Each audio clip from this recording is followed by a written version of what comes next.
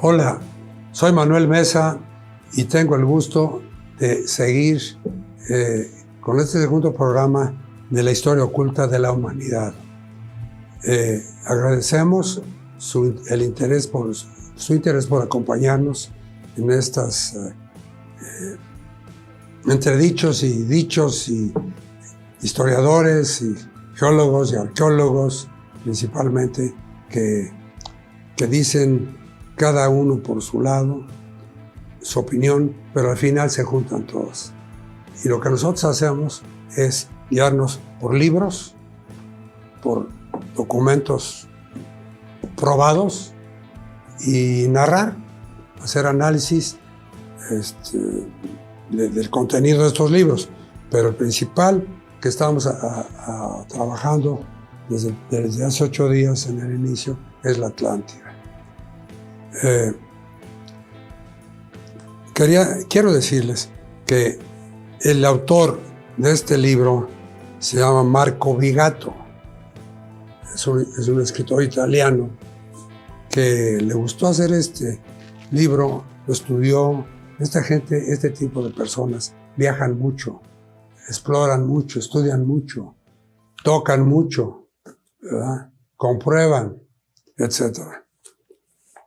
Aquí en este caso, Vigato dividió su libro en 6 partes.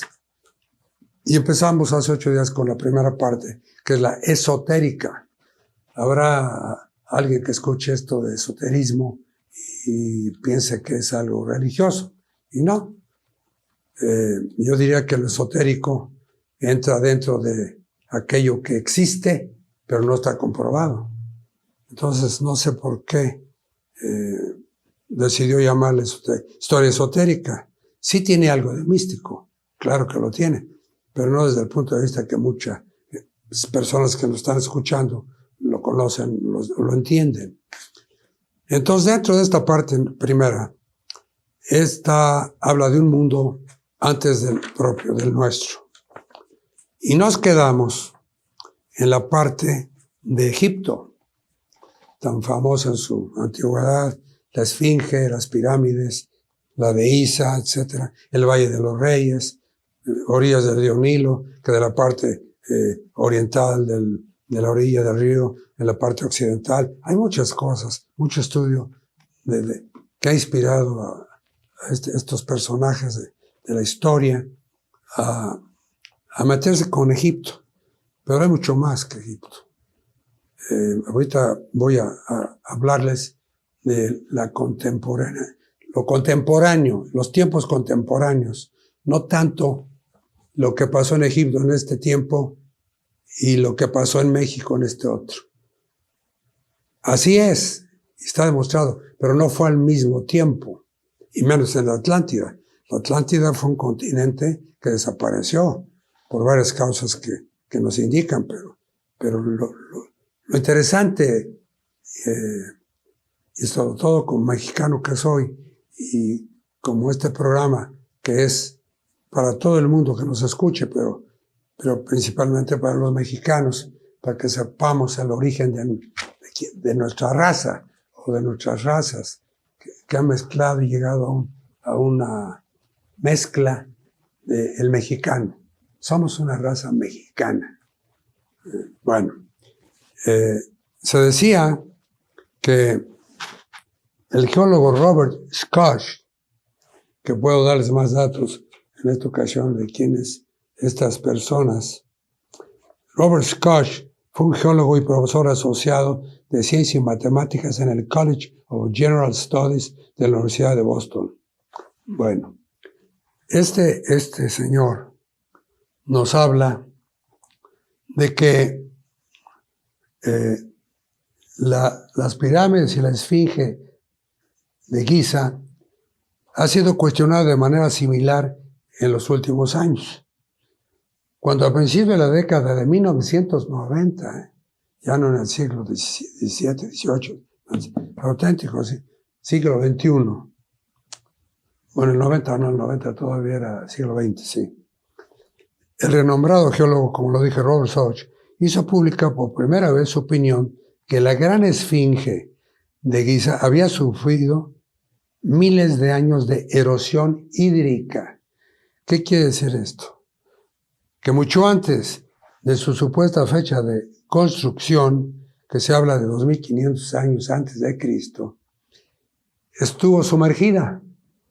Es decir, todo el Sahara, prácticamente, el norte de África, estuvo bajo las aguas. Entonces, cuando habla de una erosión, es que el agua, que pues era salada, fue golpeando la piedra de la que estaba construida, tallada, mejor dicho, la esfinge.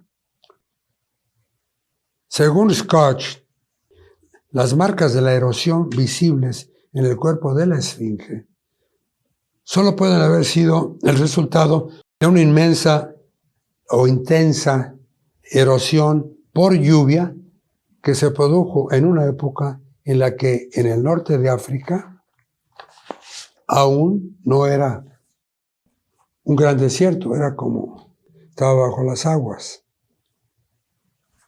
Se me ocurre aclararles que al decir bajo las aguas, no confundan con la conocida inundación que originó otras historias que hay de la arca de Noé y muchas historias que hay a raíz de esta gran inundación, que tampoco fue una inundación universal. Esa inundación de la que se habla y de la barca de Noé, etcétera, fue en la Mesopotamia, fue en el Medio Oriente, en la parte superior, después fue ya más conocida como Persia, la Gran Persia, y que fue, digamos que bajaron esas aguas, y se habla de que formaron desde el mar de Galilea, dieron más volumen, por decirlo así, al río Éufrates y a su paralelo, crearon más abajo, más al sur, crearon el Mar Negro, etc. Pero fue en esa zona y está comprobado también. Entonces, claro que fue tallada por esas aguas la famosa esfinge, y estamos hablando de 2649 años a 2150 años antes de Cristo, y que pudo haber sido originalmente la de un león. Se ha hablado mucho porque la parte del rostro de un león, que el cuerpo es de un león, se desfiguró, y entonces ya hay quien le dio cara, de tipo de rostro de mujer, y los otros pues le dieron rostro de ángel, perdón, de león. Pues hay cada quien que según lo que haya leído y quien ha tenido oportunidad de ir, pues saquen sus conclusiones. Parece ser que la mayoría se van por el lado del león, que es un león tallado. El león significa muchas cosas. También se habla en este respecto, como que demuestra su aparente desproporción de la cabeza que indican con el resto del cuerpo. Por eso también es uno de los elementos que les da más veracidad a los que sostienen que es un león. De hecho, no solo la gran esfinge existe y ha causado el interés de estos estudiosos, sino que también hay partes como las hileras de piedra inferiores de las pirámides, que muestran patrones de erosión similares. Pues tiene lógica, ¿no? Si está aquí las pirámides y aquí está la esfinge, pues todo estuvo cubierto bajo las aguas, ¿no? Hablan de las hileras de piedra inferiores porque eran la base, el sustento de las pesadísimas y bien talladas piedras que fueron formando las pirámides. Se habla de una antigüedad mucho mayor para estos monumentos tan misteriosos, como por ejemplo el Osirión de Abidos. Osirión de Abidos, se los digo también qué es. Se considera que el Osirión es un antiguo templo que para la ciencia es el cenofalio que el faraón egipcio Seti I mandó construir en Abidos. Se encuentra en la prolongación del eje longitudinal del templo del faraón y se realizó con piedra caliza, arenisca rojiza y granito en la cama central. Le dio origen a la antigua ciudad de Tiwanaku. Tiwanaku la encontramos también, fíjense, es Tiwanaku o Tiahuanaco o Tiwanaku, que es una antigua ciudad arqueológica de Bolivia. Entonces ya, como dije hace rato, ya se empezaron a mezclar y a descubrir en dos continentes de hoy, que nos hace pensar que estuvieron en el mismo lugar, o les hace pensar a algunos, y no. ¿Por qué? Porque la Atlántida era un solo sitio, un solo lugar, con una serie de canales y de palacios y cosas, pero era en un solo lugar. Más adelante vamos a ir viendo por qué se dividió, se partió, se fracturó esta gran isla, llamémosle. El por qué ya lo veremos más adelante.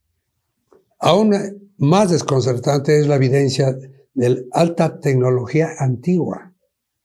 Ahí entran los hermanos mayores, ahí entran los llamados, hay tantas razas que me voy a concretar ahorita a dos, a los Anunnakis y a los reptilianos.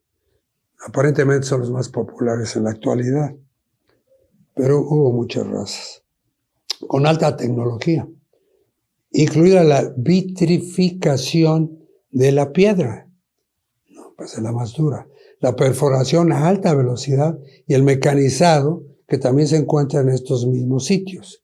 O sea, son técnicas que han ido descubriendo los estudiosos y dicen, bueno, ¿cómo fue posible esto? Y ya dijimos la otra vez que el tallado perfecto de las piedras de muchas toneladas que formaron las pirámides, ¿cómo? Pues con técnicas antiguas, muy adelantadas, ¿no? ¿Cómo podría entonces una sociedad entera, claramente muy avanzada en las artes de la civilización, desaparecer por completo del registro histórico y arqueológico? ¿Cómo?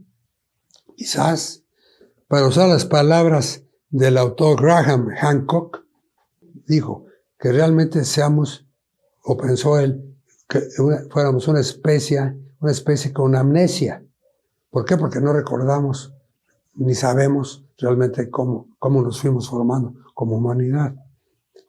Gran parte de la evidencia de antiguas civilizaciones avanzadas está empezando a emerger lentamente más allá del velo de la historia. Por lo tanto, entonces, los grandes esfuerzos científicos de nuestra época será pues llegar a mapear, entiéndase, que un geólogo o astrólogo o X hizo un mapa. Y entonces lo que está queriendo decir es que nos vamos a dedicar a comparar mapas uno con otro para ir sabiendo la verdad, porque según su teoría pues no va a haber otra forma. Incluso antes de Robert Schoch fue un geólogo y profesor asociado de ciencia y matemáticas en el College of General Studies de la Universidad de Boston. Como ustedes van a ir viendo y van viendo, es gente muy preparada la que ha hecho estos libros, de lo cual nosotros hemos estado sacando extractos y averiguaciones, porque este glosario que hicimos hasta ahorita para este programa, pues es una parte de la investigación. Este hombre, en los años 1960, este filósofo y esoterista francés, que se llamó R.A. Schwager de Lubbock, y afirmó por primera vez la evidencia de una erosión hídrica en el cuerpo de la esfinge. Él dijo, una gran civilización la hizo y escribió, debió haber precedido a los vastos movimientos de agua que pasó sobre Egipto en el año 10.000 a.C. que nos llega a suponer que ya existía la Esfinge antes de la gran inundación, y cuyo cuerpo leonino, es uno de los partidarios, que es un león, salvó la cabeza y muestra signos indiscutibles de erosión acuática. Bueno, el verdadero alcance de la vasta ruina en la que todos vivimos es el legado de nuestros antepasados aparentemente sobrehumanos, y este libro desea ser solo una pregunta, ser una pequeña contribución, en esta dirección. Aquí pasamos a lo que el autor llama la isla de la creación. Antiguas tradiciones de todo el mundo nos cuentan una historia muy consistente de un mundo perdido que fue destruido y de cómo una misteriosa compañía de dioses, ya entramos a la mitología griega, viajó a lo largo del mundo conocido después de una catástrofe global, o sea, un cataclismo, que lo dice así, para reiniciar la civilización, y agregó que los próximos capítulos, los siguientes eventos que se darían y que de hecho se han seguido, seguirán los pasos de estos supervivientes a lo largo de los 5 continentes. Ya está hablándonos de estos tiempos. Bueno, de estos pasados, ¿verdad? Y durante miles de años sucedió todo esto, rastreando sus intentos de resucitar el mundo perdido de los dioses. Aquí ya entra a la parte, por eso le llama el autor esotérica, pero ya entra de lleno, porque ya empieza a darle nombre a esos dioses.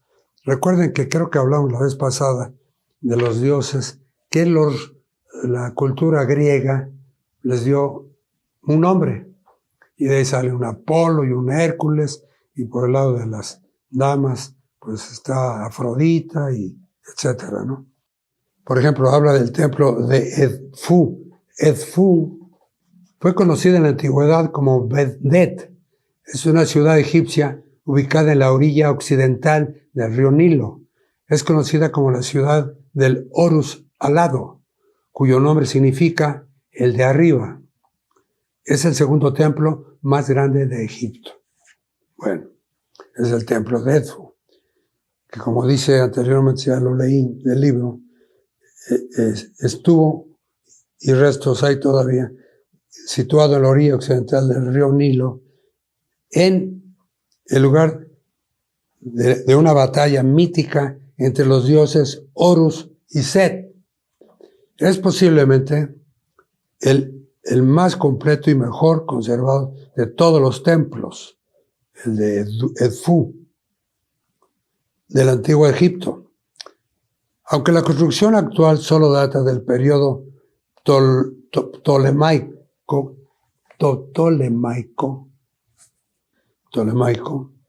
durante el periodo en el siglo II a.C., habla de que sus cimientos son probablemente predinásticos.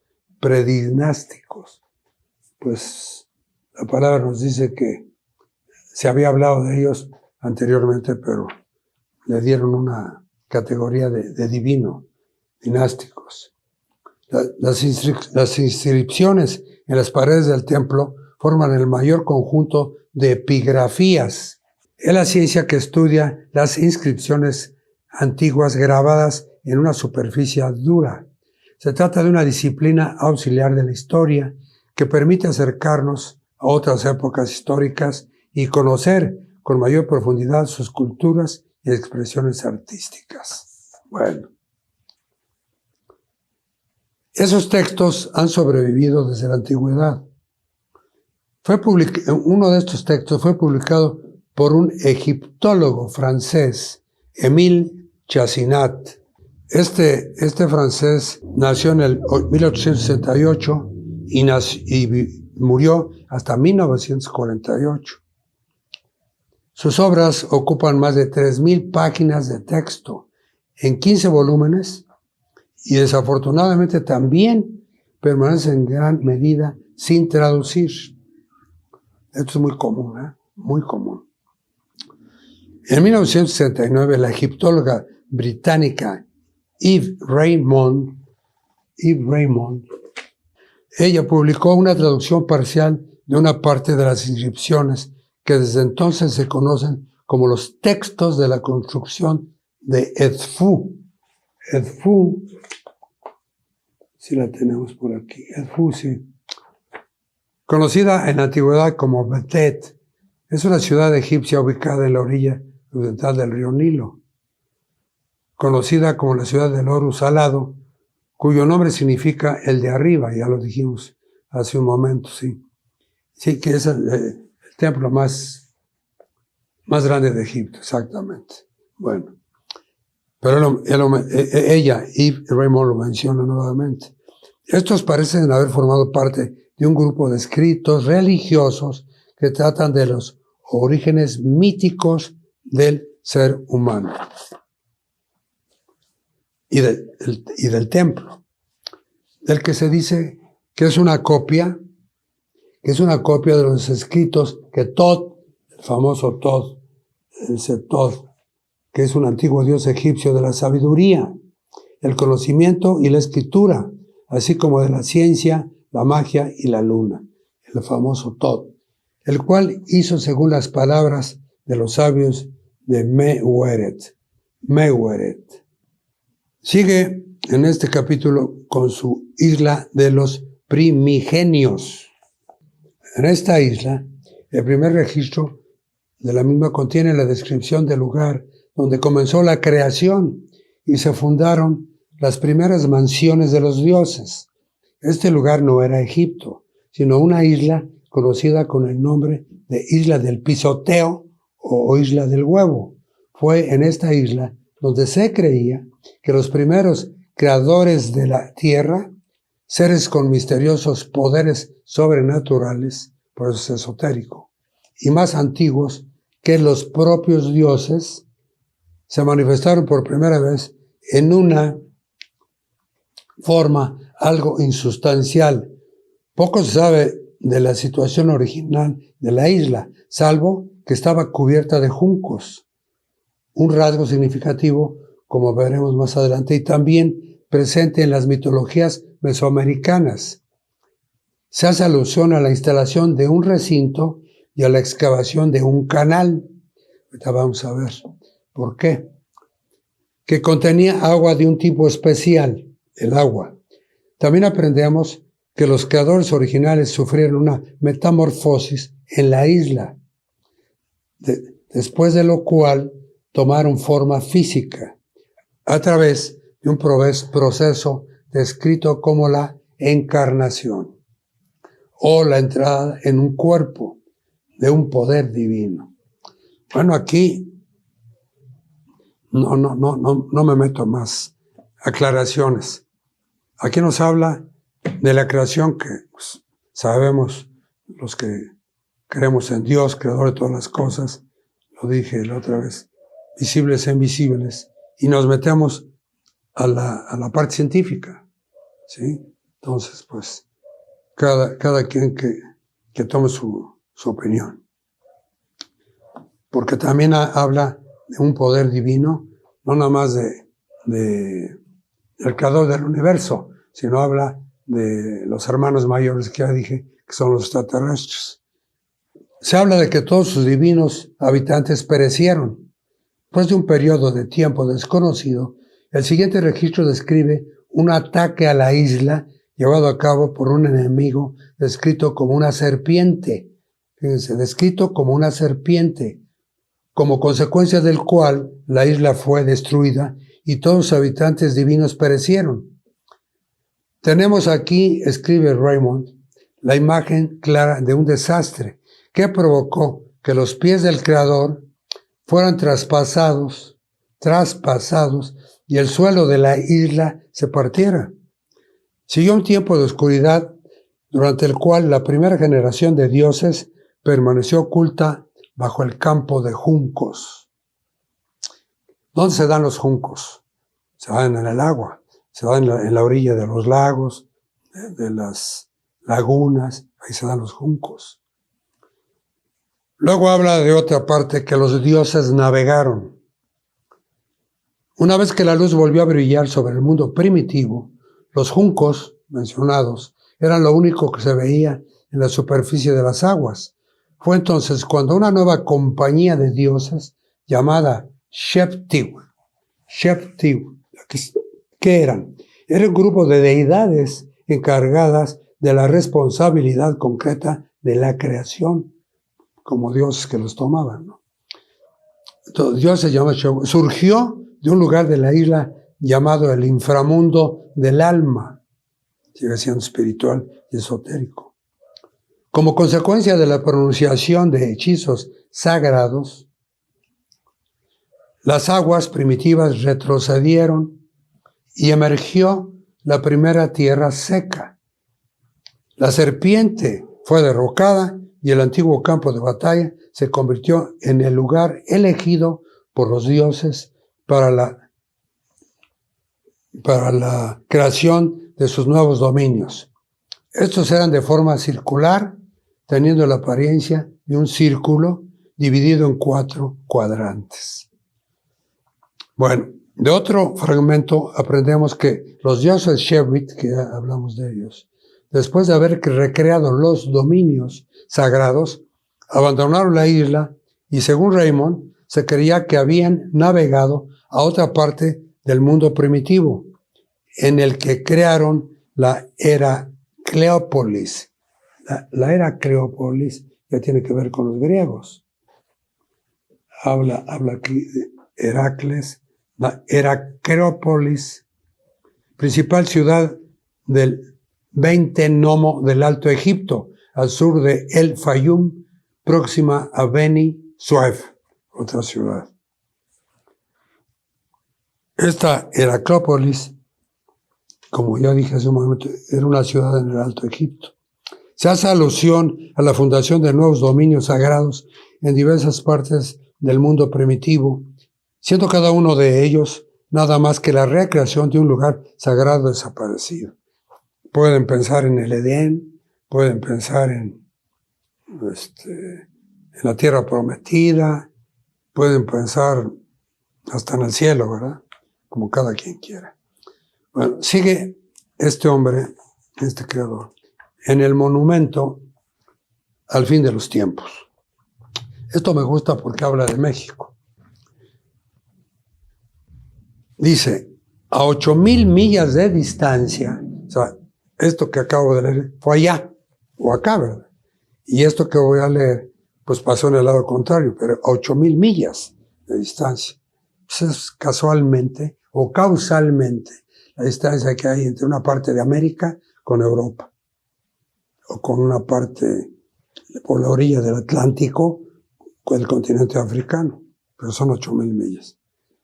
Para donde con un compás pueden comparar España de una parte de América, o pueden comparar la misma Gran Bretaña o una parte de África con alguna parte de América. Lo pueden hacer. Es muy interesante. Bueno, la misma historia se repite entre los jeroglíficos y bajorrelieves de la pirámide mexicana de la serpiente emplumada, en Xochicalco. Aquí nos pide y nos recomienda ver en la página una lámina, la 4, que yo creo que se las voy a mostrar porque pues es México, ¿no? Y es lo nuestro. Aquí está, Xochicalco. Este es Xochicalco. El hecho que un historiador de este nivel, o varios otros historiadores, tomen en cuenta a México, es muy significativo.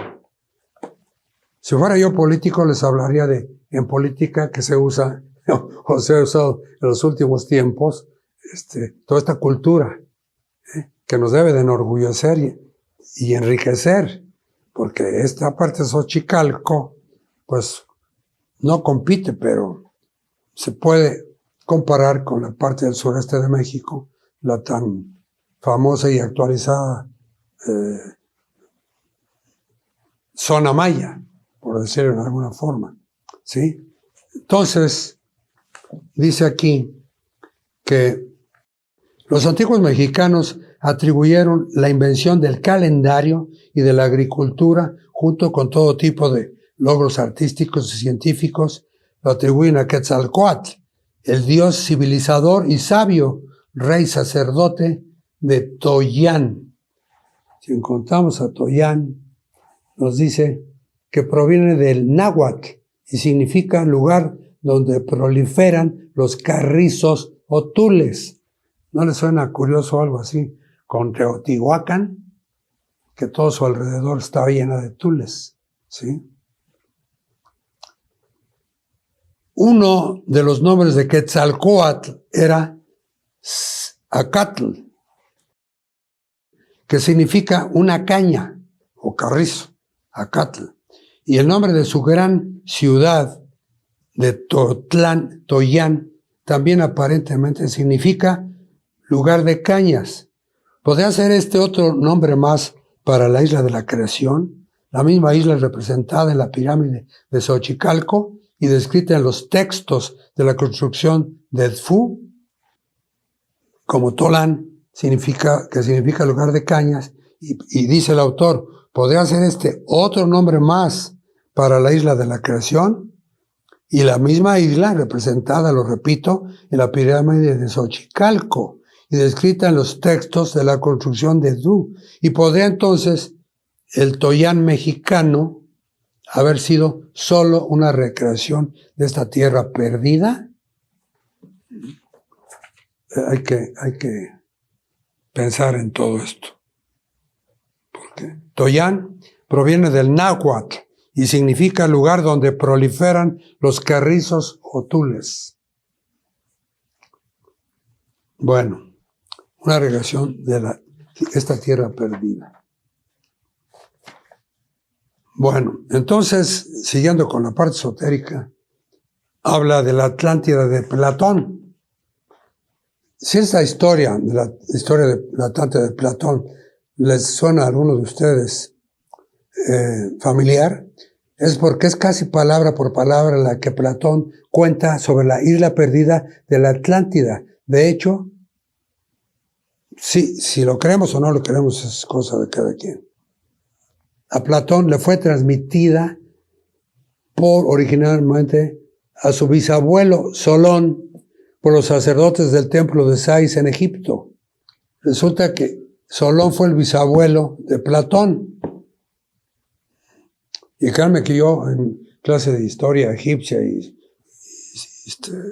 filosofía romana y una bola de historias, yo no sabía esto, la verdad no lo sabía. Es famoso el Platón, ¿verdad? Pero realmente quien le contó todo esto fue ¿qué viene siendo bisabuelo? Su bisabuelo, ¿no? El relato de Platón comienza con los efectos de cataclismos recurrentes causados por una desviación de los cuerpos que se mueven en los cielos alrededor de la tierra, después de los cuales los supervivientes tienen que empezar de nuevo como niños y no saben nada de lo que sucedió en la antigüedad.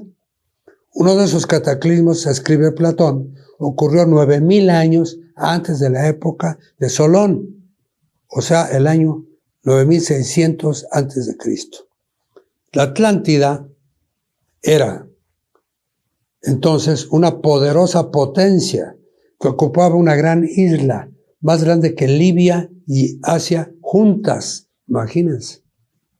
Esto nos lleva a pensar Asia, pues Asia es de Medio Oriente para la derecha, para el este, ¿no? Es enorme. Entonces nos hace pensar que la Atlántida era una gran isla y que no nada más, como se ha hablado, que se separaron lo que es América de África. Esto nos hace pensar que parte de esa gran isla que menciona Platón nos da a pensar que esta era muy grande todo, sí, pero gran parte se quedó aquí, del lado oriente, oeste, y lo demás pues ya se dividió, lo que llamamos el Océano Atlántico. La Atlántida era entonces, como dije, una poderosa potencia, que aquí lo dice, sí, que ocupaba una gran isla, más grande que Libia y Asia juntas, y situada frente a los estrechos que se llaman las columnas de Heracles. Podría haber sido una isla volcánica en el Atlántico, este océano enorme, y quizás la misma isla de las llamas, descrita como la patria del dios Osiris. En Occidente, en el libro de los muertos egipcio, lo menciona, y su nombre no puede remontarse satisfactoriamente a ninguna de las lenguas del viejo mundo, pero el prefijo ati significa agua. En la lengua náhuatl, hablada por los aztecas, cuya mítica isla natal también se llamaba Aztlán y puede estar relacionada además con Atala, la isla blanca de los Vedas hindúes. Fíjense qué relajo, ¿no? Qué cambiadero de lugares. Pero eso nos da un indicio más de que estaban todas juntas y que, claro, al dividirse con ese gran cataclismo, pues ya, y a los miles de años, se quedó un grupo de sobrevivientes aquí y otro allá y otro por acá, pues le dio vida a las razas, ¿sí? Y a los países, a las regiones. Como la isla del pisoteo de los textos del Edfu, la Atlántida estaba atravesada por esos canales y acequias. Su capital tenía forma circular, otra vez, y fue el hogar de una gran y avanzada civilización marinera. Se habla mucho de aquí de Atlántida, como que fue una la capital en sí, y una gran parte de ella fue marinera. Entonces aquí lo dice, una avanzada civilización marinera. Platón también habla de violentos terremotos e inundaciones como consecuencia de los cuales la isla de la Atlántida desapareció en las profundidades del mar. Una edad larga y oscura. ¿Qué nos dice esto? Pues nos hace pensar que aparte de lo que dijimos hace un momento, que se quedó una parte de una tierra, otra se hundió, otra se dividió, pues nos hace pensar que una gran parte de la tierra se hundió y ahí está hundida. Hay fotografías, hay pruebas submarinas de estos que se meten, ¿cómo se les dice? Buzos, y que han sacado fotografías. Aquí hay varias sobre este asunto que dicen, desapareció, se sumió en las profundidades del mar, más bien del océano. Y dice, y fue una edad larga y oscura. El diálogo más famoso de Platón sobre la Atlántida es el Critias. Critias lamentablemente ha sobrevivido incompleto, pero es en otro de sus diálogos, o sea, las leyes, que aprendemos que después de la caída de la Atlántida siguió una larga era de oscuridad en la que todas las artes y ciencias se perdieron. Se puede contar un relato de lo que pudo haber sucedido después de la caída de la Atlántida, o la destrucción, o la sumida, como cada quien lo entienda. Tanto en los registros de Edfu, creo que sí lo pusimos, sí. Edfu ya la famoso, el templo más grande de Egipto, sí. En los registros de Edfu, como en los jeroglíficos de la pirámide, otra vez de Xochicalco, México, que cuentan la historia de cómo grupos de supervivientes fueron responsables de reiniciar la civilización después de la caída de la Atlántida, cataclismo mundial. Solo a partir del análisis de su legado, tanto espiritual como monumental, podría quizás reconstruirse una imagen de esta civilización perdida y olvidada hace mucho tiempo. Bueno, les voy a platicar muchas cosas.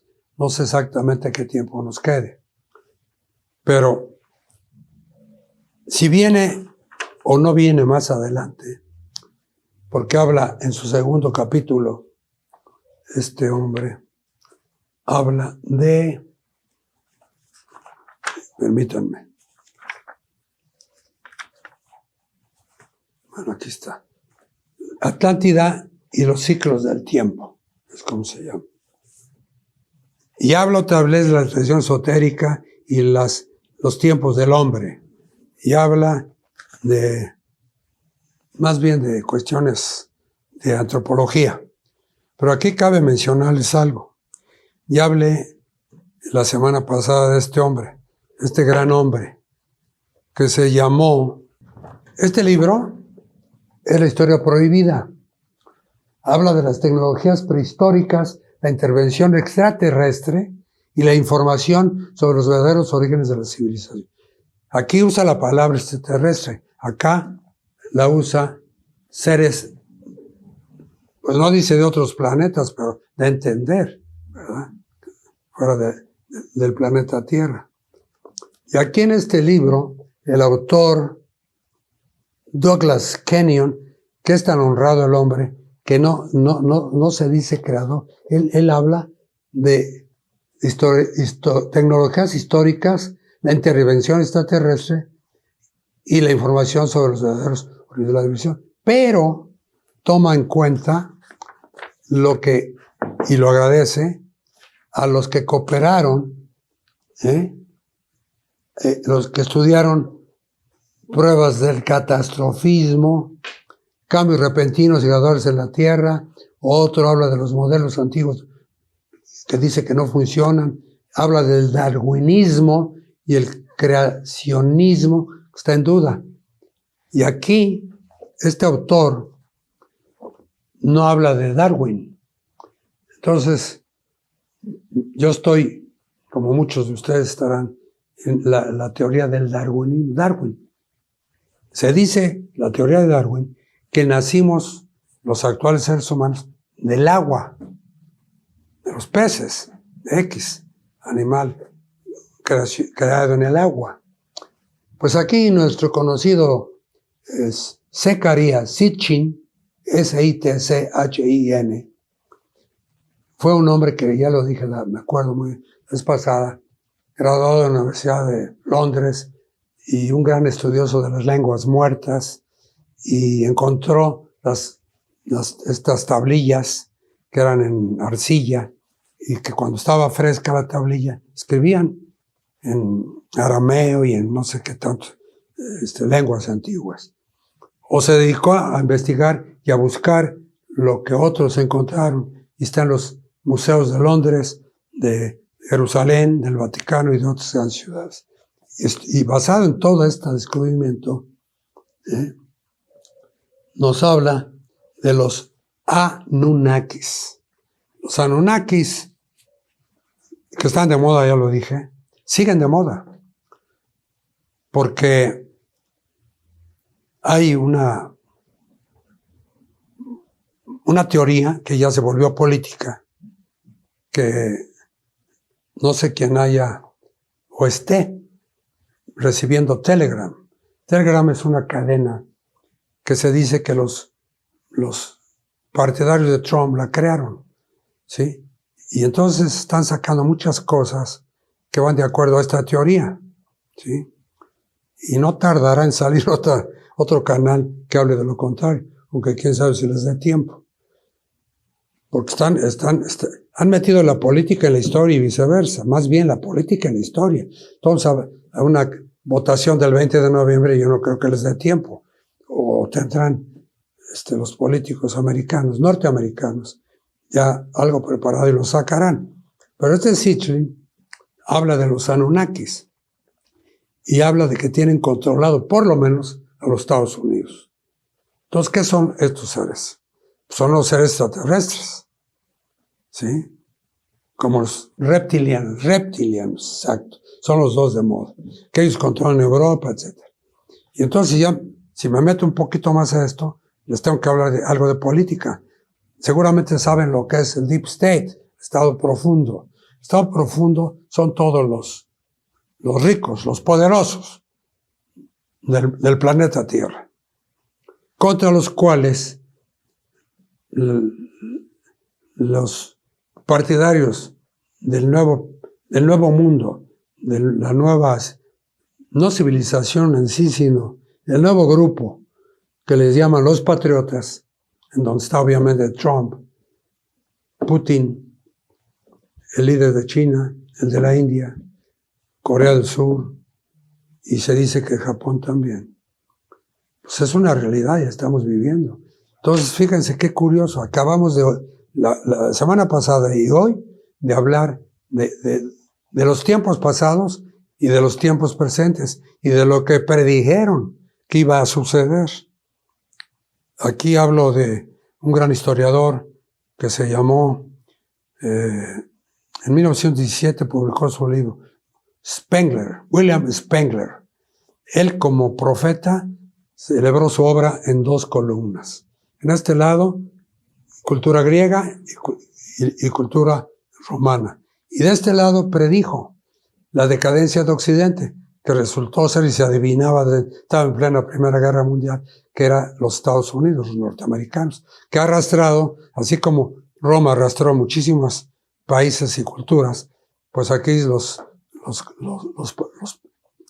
vecinos han arrastrado no nada más a México, sino a toda la América Latina y otros lugares lejanos. Entonces, yo los invito a que lean también, no nada más esto, sino que busquen la forma de que hablen de los Anunnakis. Hay un libro que se llama El libro perdido de Enki, con K, Enki, precisamente escrito por este hombre, Sitchin, ¿sí? Búsquenlo, lo van a encontrar. El libro perdido de Enki, con K, que ya en la historia es hijo de Enú, el rey de, también les hablé de este planeta Nibiru, que ahí viene, que cada 3.600 años entra su órbita elíptica, entra al sistema solar, y se habla en los últimos tiempos de que entró entre el Sol y Mercurio y el otro entre el Sol y Venus, y en esta ocasión que dicen que ahí viene, hay una, no se los dije, pero hay un lente muy poderoso que lo construyeron, lo pagaron, lo financiaron la NASA y el Vaticano, y lo manejan los astrónomos jesuitas. Es una realidad. Yo en lo personal tengo mucho deseo de ir ahí, pero Dios que me lo permita ir. Y pues si eso es cierto, ya localizaron, fíjense, construyeron ese telescopio para localizar a Nibiru. Parece ser que ya lo localizaron. Entonces ya tienen un punto de referencia para calcular velocidad y distancia, ¿sí? Y entonces, pues, no vaya a ser la situación de que nos den una visitada estos señores Anunnakis, que su planeta Nibiru, con B grande, Nibiru. Bueno, pues, distinguido y amable público que nos ha hecho favor de escucharnos, de tener la paciencia de su servidor, de buscar, de aquí en adelante tendría más cuidado de hacer este glosario de lo que estemos hablando, que hay para largo, hay todo esto para largo. Si ustedes nos lo permiten, estamos bajo el mismo canal, diría yo, la misma liga, el mismo link, que es publicado posteriormente, dárselos a saber y que sean tan amables nuevamente de verlo y escucharlo. Por hoy, muchas gracias una vez más por su paciencia, repito, por su gentileza y por su interés. Y los vuelvo a invitar a que estudien, que lean, que vayan, que toquen, que vean palpablemente lo que en esta ocasión y la anterior y las que siguen nos escuchen decir. Esto lleva mucho estudio y se lo dedicamos de semana a semana. Tratamos de no cometer más errores. Cada programa aprendemos más. Como espero que ustedes también lo hagan. Manuel Mesa, su servidor, se despide por hoy. Hasta la próxima. Gracias.